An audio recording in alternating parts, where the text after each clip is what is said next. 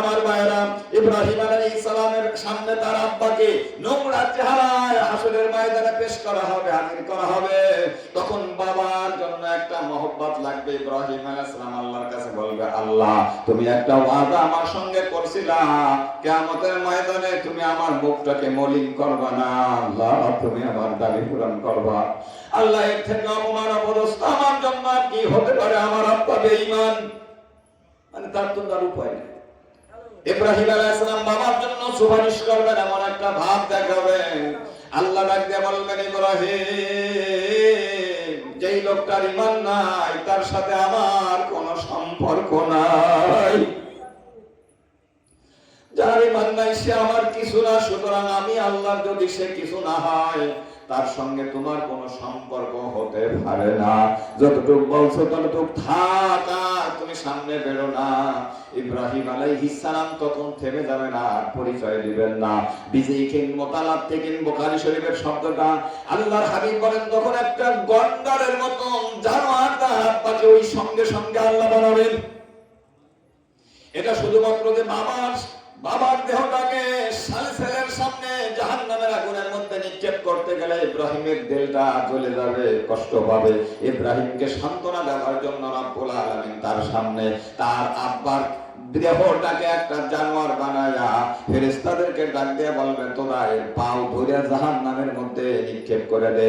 ইব্রাহিম আলাইহিস সালামের সামনে এই তার আব্বাকে জানোয়ার বানিয়ে জাহান্নামের মধ্যে নিক্ষেপ করবে। ইব্রাহিম দেখবে একটা জানোয়ার যে জাহান্নামে পড়তেছে। বাপকে ফেলাইলে যেমন মায়া লাগতো অত মায়া তখন আর লাগবে না। কিন্তু মনে রাখতে হবে, এত বড় আল্লাহর পয়গম্বর হইয়াও ইব্রাহিম আলাইহিস সালামের বাবা জান্নাতে যেতে পারবে না। কঠিন একটা কথা। আমার ভাইরা, নবী সাল্লাল্লাহু আলাইহি ওয়াসাল্লাম বিশ্বনবী রাহমাতুল লিল আলামিন সাল্লাল্লাহু আলাইহি ওয়াসাল্লাম দুনিয়াতে আসার আগে তার আব্বা ব্যবসার জন্য মক্কা থেকে মদিনা গিয়ে মারা গেল। আর 6 বছর বয়সের সময় নবী সাল্লাল্লাহু আলাইহি ওয়াসাল্লামের মাও মারা গেল। আমার ভাইরা, 8 বছর বয়সের সময় নবীর দাদা মারা গেল। এই 8 বছর বয়সের পর থেকে নিয়ে আল্লাহর নবী বিশ্বনবী রাহমাতুল লিল আলামিনকে তার দাদা, তার চাচা আবু তালেব লালন পালন করলো। আমার ভাইরা, কথা খুব ভালোভাবে বুঝতে হবে। আবু তালেব কিন্তু আলী রাদিয়াল্লাহু তাআলা আনহুর আব্বা, এবং আলীর আরেকটা ভাই ছিল জাফর রাদিয়াল্লাহু তাআলা আনহু। তারা দুই ভাই মুসলমান, কিন্তু বাবা ছিল বেঈমান আবু তালেব। এই আবু তালেব নিজের সন্তান আলীর থেকেও আমার নবী মুহাম্মদুর রাসূলুল্লাহ সাল্লাল্লাহু আলাইহি ওয়াসাল্লামকে বেশি ভালোবাসতেন, আদর করতেন। এই 8 বছর বয়সের থেকে আমার নবীকে লালন পালনের দায়িত্ব দিলেন। আমার নবীকে একটা কাজ পর্যন্ত আবু তালেব করতে দিত না। এর আব্বা না, এর মা না, আমি তার চাচা, আমার বাড়িতে এসে আমার ভাই বেটা কষ্ট করবে এটা আমি বরদাস্ত করতে পারি না। বিশেষ করে মুহাম্মদুর রাসূলুল্লাহ, তিনি তো আল্লাহর নবী, রহমতের নবী, তার স্বভাব চরিত্র চেহারা সুরত দেখে নিমা করবে। আমার ভাইরা, এইভাবে যেতে যেতে আল্লাহর নবী সাল্লাল্লাহু আলাইহি ওয়াসাল্লাম যখন 40 বছর বয়সে নবুয়তের লাভ করলেন, আল্লাহর হাবিব সাল্লাল্লাহু আলাইহি ওয়াসাল্লাম নবী হওয়ার পরে আবু তালেব আমার ভাইরা নবীর কলেমা পড়ে নাই, কিন্তু নবীকে বলছে, মুহাম্মদ তোমার কাম তুমি চালাই যাও, সর্বাত্মক চেষ্টা আমি তোমার সঙ্গে করব। এমনকি কাফেররা একবার 3 বছর পর্যন্ত নবী এবং নবীর সাহাবীদেরকে বন্দী করে রেখেছিল। কি যে কঠিন একটা অবস্থা গেছে, কিয়ামতের মতন গেছে। খানা নাই, পানি নাই, হাট নাই, বাজার নাই, তাদেরকে বয়কট করে রেখেছিল। এই সময় শিশু সন্তান তাদের আওয়াজে আকাশ বাতাস আপনার প্রকম্পিত হয়ে গেছিল, কান্নার রোল পড়ে যেত, এত কষ্ট ছিল, খাওয়ার কষ্ট, পানির কষ্ট, জীবন বাঁচে না। তার সঙ্গে আবু তালেব এই 3 বছর পর্যন্ত নবীর সাথে সাহাবীদের সাথে এই কষ্ট করেছে। আমার ভাইরা এত কিছু করেছে, আল্লাহ নবী সাল্লাল্লাহু আলাইহি ওয়াসাল্লামকে রক্ষা করতে গিয়ে আবু তালেব অনেক জায়গায় কাফেরদের মার খাইছে। কিন্তু কলেমা পড়ে, বলেন কলেমা পড়ে না, ঈমান আনে নাই, মুসলমান হয় নাই। আল্লাহ নবী সাল্লাল্লাহু আলাইহি ওয়াসাল্লাম যখন দেখলেন নবুয়তের 10ম বর্ষে আবু তালেব মৃত্যু সজ্জায়, নবী তার কাছে গিয়ে চোখের পানি ছেড়ে দিয়ে বললেন, চাচা, বাপ তো দেখি নাই, মাও দেখার মতো দেখি নাই, দাদাও দেখার মতন দেখি নাই, যতটুকু আদর কদর আমার পাওয়ার আমি সবটুকু তোমার কাছে পেয়েছি। চাচা, তোমার অবদান আমার ভোলার মতন কোনো কায়দা নাই, কিন্তু জেনে রাখো যে মুসলমান না, যে ইমানদার না, তার বেহেশতে যাওয়ার কোনো কায়দা নাই। তোমার যে নামাজ পড়া লাগবে না, নামাজ কোনোদিন পড়ো নাই, পড়া লাগবে না। রোজা কোনোদিন রাখো নাই, রাখা লাগবে না। তুমি কোনোদিন আল্লাহ বিল্লাহ জিকির আজকার করো নাই, করাও লাগবে না। কিন্তু একটা কারবার করো, তুমি আমার কানে একবার হলেও বলো লা ইলাহা ইল্লাল্লাহু মুহাম্মাদুর রাসূলুল্লাহ। তুমি কলেমাটা পড়ে শুধু ঈমানটা নিয়ে আসো, চাচা আমি মুহাম্মদ তোমার জন্য জান্নাতের দায়িত্ব নিয়ে নিলাম। তোমার নামাজ পড়া লাগবে না, যেহেতু আমি সর্বশ্রেষ্ঠ নবী, আল্লাহর প্রিয় নবী, আমি তোমারে বলে জান্নাতে নেব। আল্লাহু আকবার বলেন। কিন্তু আমার ভাইরা, আবু তালেবের কপালে হেদায়েত ছিল না। আবু তালেব বলে উঠলো, মুহাম্মদ সারা জীবন যেই কলেমা পড়লাম না, এখন মরার সময় যদি সেই কলেমাটাই আমি বলিয়া মরি, সারা দুনিয়ার মানুষ সমালোচনা করবে, বলবে আবু তালেব কাজটা করিয়ে গেল কি। সেই কলেমা শেষ পর্যন্ত পড়লো, আমার একটা মান সম্মানের ব্যাপার হয়ে দাঁড়াবে। কাজেই তুমি যে জাহান্নামের কথা বলো, আমার করার কিছু নাই। ইখতারতুন নার আলাল হার, আমার মান সম্মান নষ্ট আমি করব না, দরকার হয় আমার জাহান্নাম হলে আমি যাব। নাউযুবিল্লাহ বলেন, জোরে বলেন, জোরে বলেন। আমার ভাইরা, এই জন্য রাসূলুল্লাহ সাল্লাল্লাহু আলাইহি ওয়াসাল্লামের আপন চাচা হইয়া, নবী সাল্লাল্লাহু আলাইহি ওয়াসাল্লামের এত বড় সাহায্যকারী হইয়া, নবীর এত বড় মহব্বত দেখাইয়াও একটা দিনের জন্য আবু তালেব জান্নাতে যেতে পারবে না। একটা দিনের জন্য নবী সুপারিশ করে নিতে পারবেন না, রহমতের নবীও এখানে কিছু করতে পারবেন না, আলী রাদিয়াল্লাহু তাআলা নিজেও সেখানে কিছু করতে পারবেন না। কারণ ভাইরা মনে রাখতে হবে, যার ঈমান নাই তার জন্য সুপারিশকারীও কিয়ামতের ময়দানে নাই। নূহ নবী আলাইহিস সালাতু ওয়াস সালাম, ভাইরা আমার, 1050 বছর হায়াত পেয়েছিলেন।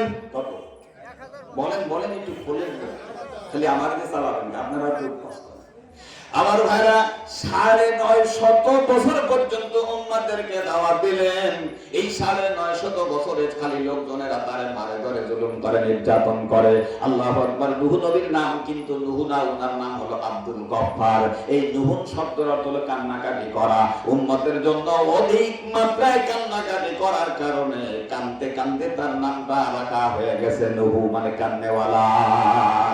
নূহ নবী আলাইহিস সালাম উম্মতদেরকে দাওয়াত দিতে যাইতেন, তাদেরকে বুঝাইতেন, তারা মারতে শুরু করত, মারতে মারতে মারতে মারতে ফেলে রাখত, পরে চাটাই দিয়ে পেঁচাইয়া উনারে অনেক সময় বাড়ি ফেলাই থেকে যেত, আবার অনেক সময় ওখান থেকে হুঁশ হলে উনি বাড়িতে এসে আবার রাতভর কাঁদতেন। এইভাবে 950 বছর পর্যন্ত মার খেয়ে দাওয়াত দিয়া আল্লাহর পয়গম্বর নূহ নবী আলাইহিস সালাম, আবার আমার তাফসীরে জালালাইন শরীফের মধ্যে লেখা আছে 80 জন মানুষকে ঈমানদার বানাইতে পারছে। 950 বছরে কয়জন? সবাই কবেন না নাকি?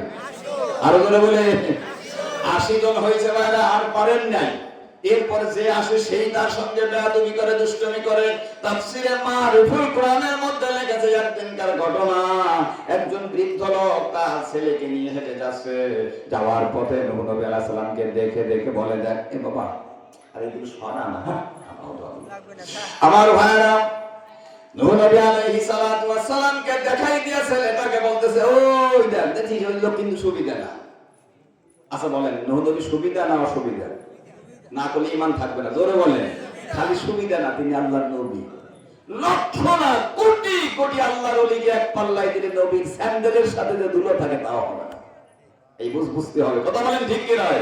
বাংলার জমিনের দ্বিতীয় আল্লাহর ওলি শামসুল হক ফরিদপুরি, যার এলেমের সঙ্গে, যার বুজুর্গির সঙ্গে আমি মনে করি বাংলাদেশে কারো সঙ্গে তুলনা চলে না।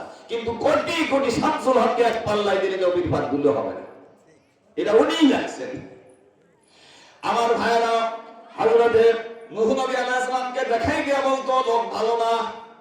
জোরে বলেন, নূহ নবী ভালো না খারাপ? আরো জোরে বলতে হবে, আমরা ঈমান থাকবে না। তাহলে এই ধারাবাহিকতা এখন যদি চলে গেছে তা নয়, একদল বামপন্থী লোক আছে তারা ইসলাম বিদ্বেষী, উলামায়ে কেরাম বিদ্বেষী, তারা হক্কানি উলামায়ে কেরামকে দেখলে এরকম বাঁকা হাত দিয়ে দেখায়, এরা কিন্তু সুবিধা না। কথা বলেন ঠিক কি নয়? ওরা ওই পদের পর। আমার ভাইরা, ছেলেটা গরম হয়ে গেল, ছেলেটা বাবার কাছ থেকে লাঠিটা নিয়া নূহ নবী আলাইহিস সালাম বসে আছেন, পিছনের দিক থেকে গিয়া এমন জোরে একটা আঘাত করছে, মাথায় বাড়ি দিয়েছে। আল্লাহর পয়গম্বরের মাথা মোবারক ঠাস করে ভেঙে গেছে, রক্ত ঝরঝর ঝরঝর করে পড়তেছে। ৯৫০ বছর পর্যন্ত যেই মহামানব উম্মতের জন্য কান্নাকাটি করলেন, এই বাড়িটা খাওয়ার পরে তিনি বুঝতে পারলেন এই জাতি আর রাস্তা পাবে না। وقال نوح رب لا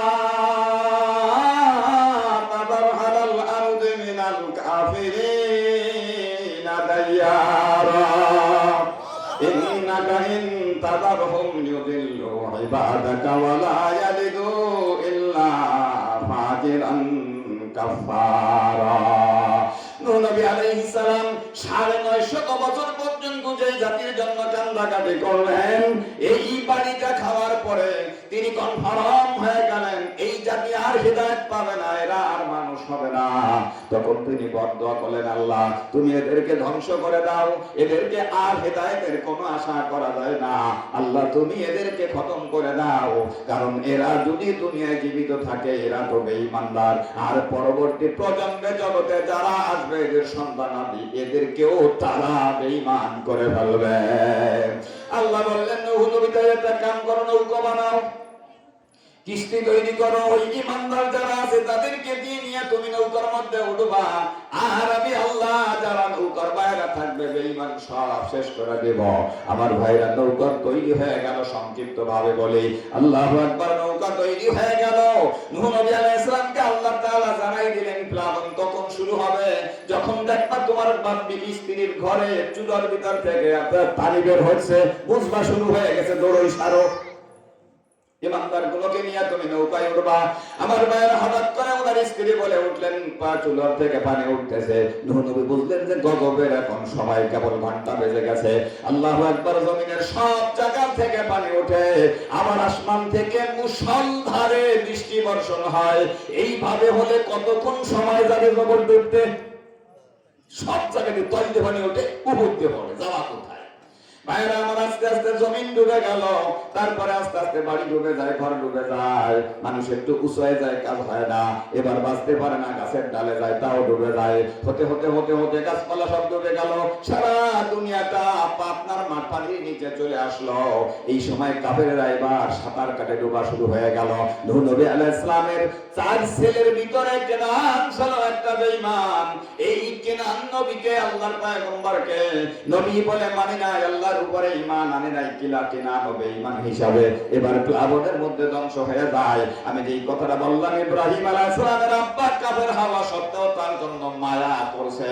নূহ নবী আলাইহিস সালাম ও সন্তানের জন্য মায়ায় পড়ে আল্লাহকে ডাক দিয়ে বলে, আল্লাহ এই কেনান তো আমার সন্তান, আল্লাহ তুমি সন্তান হিসাবে তারে মাফ করো, হেদায়েত করো, আল্লাহ তুমি তাকে হেদায়েত দিয়ে নৌকায় উঠাই নাও।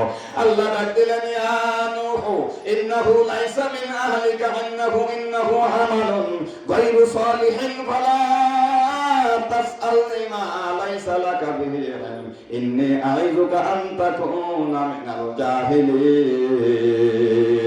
আল্লাহ ডাক দিলেন, নূরে এই কিনান যদিও তোমার ঔরসজাত সন্তান, কিন্তু সে বেঈমান। কথা বলেন, কিসে? যে বেঈমান, যে আমাকে আল্লাহ বলে মানে না। আমি আল্লাহকে, যেই ব্যক্তি আল্লাহ বলে মানে না, তার সঙ্গে আমার যেহেতু সম্পর্ক নাই, তুমিও তাকে সন্তান বলে আর পরিচয় দিতে পারবা না। তুমি যদি তাকে সন্তান বলে পরিচয় দাও, তাহলে তুমি মূর্খদের অন্তর্ভুক্ত হয়ে যাওয়া।